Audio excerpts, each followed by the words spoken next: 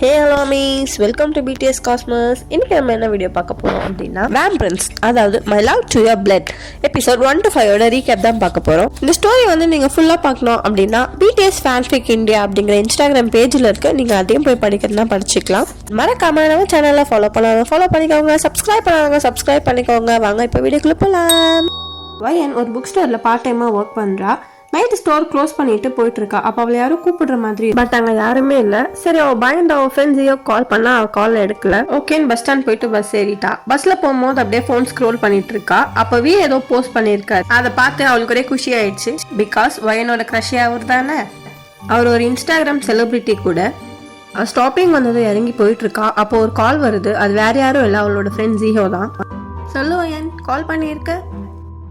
அது ஒன்றும் இல்லடி, சும்மாதான். உங்கள் அப்பா கால் பண்ணா. எங்க அப்பாவா? அவர் எனக்கிட்டே எனக்கு ஃபோன் பண்ணியிருக்காரு. நான் பண்ணாலே அவர் எடுக்க மாட்டாரு. சரி வீடு, அம்மா பற்றி எதாவது தெரிஞ்சதா? வரும்போது கூட ஸ்டேஷன் போயிட்டு தான் வந்தேன். பட் எந்த ஒரு இன்ஃபர்மேஷனும் தெரியலன்னு சொல்கிறாங்க. என்ன பண்ணுறதுன்னு தெரியலடி, பார்க்கலாம். இப்படியே அவங்க பேசிட்டு போயிட்டே இருக்காங்க. அப்போ வயனோட ஸ்ட்ரீட் வந்துருச்சு. அது ரொம்ப டார்க்காக இருக்குது. ஸோ வயன் அவளோட ஃபோனில் ஃப்ளாஷ் அடிச்சுக்கிட்டே ஜியோ கூட பேசிகிட்டே போகிறா. பட் காலுமே பாதியில் கட் ஆயிடுது. என்னன்னு பார்த்தா நெட்வொர்க் ப்ராப்ளம். வயன் அப்படியே ஃபோனில் ஃப்ளாஷ் அடிச்சுட்டு போயிட்டே இருக்கா. பட் அவளுக்கு அவளோட ஃபுட் ஸ்டெப்பை தாண்டி வேறு யாரோ அவள் கூட நடக்கிற மாதிரி இருக்குது. சரின்னு திரும்பி பார்த்தா அங்கே யாருமே இல்லை. ஆனால் அவளை யாரோ ஃபாலோ பண்ணுறாங்கன்னு மட்டும் அவளுக்கு ஒரு, அதனால் பயந்து உடனே அவன் வீட்டுக்கு ஓடி போயிடுறா. சரி, இதை பற்றி பாட்டிக்கிட்ட சொல்லலான்னு நினைக்கிறா. ஆனால் அவங்க தூங்கிட்டு இருக்கனால அவங்கள டிஸ்டர்ப் பண்ணல. ஆமாம், வயன் அவங்க பாட்டி கூட தான் இருக்கா. அப்பன்னு பார்த்து டோர் நாக்காக ஒயனும் எங்கடா ஃபாலோ பண்ணாங்கன்னா வீடு தேடியே வந்துட்டாங்க போலன்னு பயந்துக்கிட்டே தான் போய் டோர் ஓப்பன் பண்ணுறா. ஆனால் வந்தது என்னமோ இன்ஸ்பெக்டர் தான். அவர் வந்து ஒயன் அம்மாவோட பெஸ்ட் ஃப்ரெண்ட். வாங்க அங்கிள், அம்மா பற்றி ஏதாவது லீட் கிடச்சிதா அங்கிள்? இந்த கேஸை க்ளோஸ் பண்ண சொல்கிறாங்க ஒயன். என்ன சொல்கிறீங்க அங்கிள்? ஏன்? ஆமாம்மா, 4 வருஷமாக நாங்களும் தேடிட்டு இருக்கோம். ஆனால் அவங்க அம்மா பற்றி எந்த ஒரு இன்ஃபர்மேஷனுமே கிடைக்கல. ஸோ என்னை இந்த கேஸை க்ளோஸ் பண்ண சொல்கிறாங்கம்மா. ஐம் சாரி வயன், என்னால் முடிஞ்ச வரைக்கும் நான் ட்ரை பண்ணிட்டேன். ஆனால் இனிமேல் எதுவும் பண்ண முடியாதும்மா. என்ன அங்கிள், நீங்களே இப்படி சொன்னால் எப்படி? நான் என்னம்மா பண்ணட்டும்? அம்மாவை நானும் 4 வருஷமாக தேடிட்டு இருக்கேன். பட் அவங்கள பற்றி எந்த ஒரு இன்ஃபர்மேஷனுமே இல்லை. உங்களுக்கு ஏதோ ஆயிருக்காதுன்னு நான் நம்புகிறேன் அப்படின்னு சொல்லிட்டு ஒயன் தோலில் தட்டி கொடுத்துட்டு அவள் கையில் ஏதோ ஒரு சின்னதாக பேப்பர் கொடுத்துட்டு போயிடுறாரு. அது என்னன்னு ஒயன் பார்க்கல. ஒயனுமே ரொம்ப சோகமாக இருக்கா. சரி, நான் ஒரு ரூமுக்கு போயிட்டு அவங்க அம்மா இருக்கிற பிக்கெல்லாம் பார்த்து கொஞ்சம் ஃபீல் பண்ணி அழுதுட்டு இருக்கா. அப்போ அவளை ஃபாலோ பண்ணிட்டு வந்த பர்சன் அவளோட பில்டிங்க்கு ஆப்போசிட் பில்டிங் டெரஸில் நின்று, ஆமாம் நீங்கள் சொன்ன டார்கெட் இங்கே தான் இருக்குது, நான் அவ்வளோதான் பார்த்துட்ருக்கேன், என் வேலை முடிஞ்சோடனே நான் உங்களுக்கு ரிப்போர்ட் பண்ணுறேன் அப்படின்னு அவன் யார்கிட்டயோ காலில் பேசிகிட்டு இருக்கான். இது யாருன்னு தெரியல.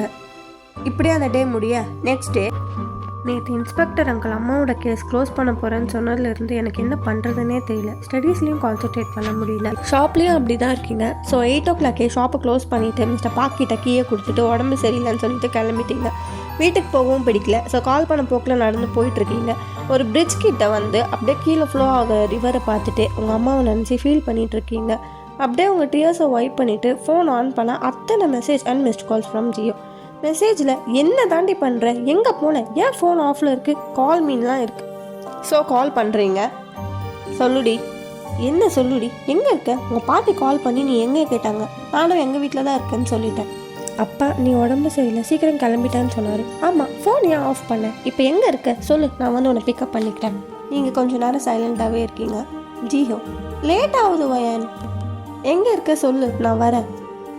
டேசங் பிரிட்ஜ் அப்படின்னு சொல்லிட்டு கேஷுவலாக சுற்றி பார்க்குறேன். பிரிட்ஜ் ஆப்போசிட் ரோட்ல இருந்து ஒரு ஆள் என்னையே பார்த்துட்டு இருக்க மாதிரி ஒரு ஃபீல். அந்த ஆள் ரெட் ஹூடி போட்டிருக்கான், ஹெட்டை கவர் பண்ணி நின்றுட்டுருக்கான். நான் வேறு யாரையாச்சும் பார்ப்பான்னு நினச்சி அப்படியே அசால்ட்டாக விட்டுட்டேன். ஆமாம், ரோட்டில் அத்தனை பேர் இருக்காங்க, இதில் என்ன மட்டும் டார்கெட் பண்ணி என்ன பண்ண போகிறான்? ஜியோ இன் கால். அங்கே ஏண்டி போனேன், அது டேஞ்சரஸ் பிளேஸ், லூஸு, அங்கேயே இரு வரேன் அப்படின்னு சொல்லிட்டு காலை கட் பண்ணுறா. நானும் சரி அவன் வர வரைக்கும் அப்படியே நடக்கலாம் அப்படின்னு சொல்லிட்டு நடந்து போயிட்டு இருந்தேன். அந்த ரெட் ஹூடி பர்சன் என்னை ஃபாலோ பண்ணுறான்.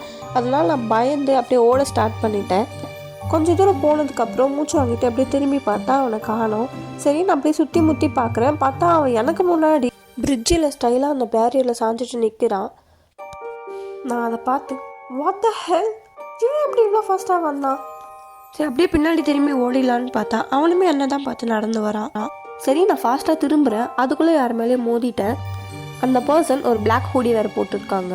அவங்க முகத்தெல்லாம் நான் பார்க்கவே இல்லை. ஐம் சாரின்னு பதட்டத்தில் சொல்லிகிட்டே இருக்கேன். நான் இப்படி அந்த பிளாக் ஹூடி கிட்ட பேசிகிட்டு இருக்கதை அந்த ரெட் ஹூடி பர்சன் நின்று பார்த்துட்ருக்கான். சரி நான் அப்படியே போகலான்னு பார்த்தா அந்த பிளாக் ஹூடி பர்சன் என் கையை வேறு டைட்டாக பிடிச்சிட்டான். எனக்கு ஒரே பதட்டமாக ஆகிடுச்சு. எங்கே இவனுமே அந்த ரெட் ஹூடியோட கேங்காக தான் இருப்பானுன்ட்டு. இவனுமே மாஸ்க் போட்டிருக்கனால அவன் ஃபேஸ் எனக்கு சரியாக தெரியும். என் ஹேண்டை ட்விஸ்ட் பண்ணிவிட்டு விடுங்க ப்ளீஸ் அப்படின்னு சொல்லிட்டு ஓட பார்க்குறேன். எனக்கு பயத்தில் கண்ணெல்லாம் கலங்குது. இதை பார்த்துட்டு அந்த பிளாக் ஹூடி பர்சன் அது ஓகே மிஸ் அப்படின்னு கேட்குறான். நான் அவனை பார்க்கவே இல்லை, ஜஸ்ட் நாட் மட்டும் பண்ணுறேன். என் கண்ணு மொத்தம் அந்த ரெட் ஹூடி பர்சன் மேலே தான் இருக்குது.